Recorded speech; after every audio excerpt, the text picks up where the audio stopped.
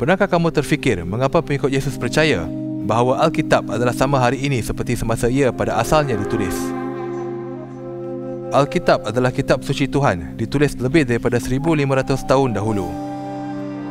Sebenarnya Alkitab adalah perpustakaan buku yang mengajar kita tentang Tuhan dan piawaian moralnya untuk semua orang. Ia termasuk kitab Taurat, kitab Zabur, kitab Injil dan surat-surat kepada pengikut Yesus. Alkitab memberitahu bahawa kita adalah sebahagian daripada ciptaan Tuhan. Sesetengah orang menganggap Alkitab telah berubah selama bertahun-tahun disebabkan oleh perterjemahan yang banyak. Alkitab pada asalnya ditulis dalam 3 bahasa dan sejak itu telah diterjemahkan berulang kali supaya setiap orang boleh membaca firman Tuhan dalam bahasa mereka sendiri. Sesetengah bahasa mempunyai beberapa terjemahan tetapi semuanya membawa mesej yang sama. Setiap salinan Alkitab merupakan terjemahan daripada teks yang asal dan disemak terhadapnya. Segudang bukti arkeologi mengesahkan terjemahan Alkitab moden.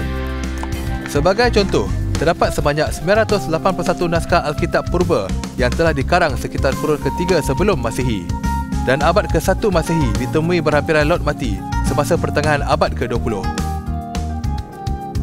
Salah satu manuskrip ini adalah Gulungan Yesaya Agung.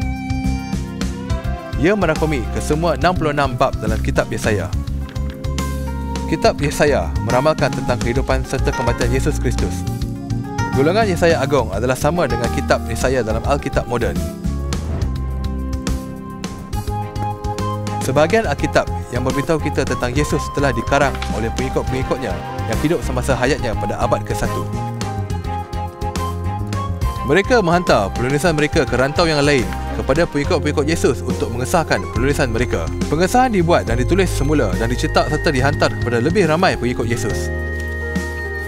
Lebih daripada 25,000 naskah Alkitab kuno yang menceritakan tentang Yesus telah ditemui. Kesemuanya sama antara satu sama lain dan sama dengan Alkitab moden.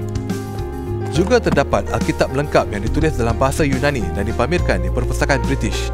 Alkitab ini, The Codex Sinaiticus, bertarikh sekitar 350 AD dan betul-betul sama dengan Alkitab moden. Alkitab mempunyai salinan yang paling banyak dipulihkan daripada mana-mana teks kuno.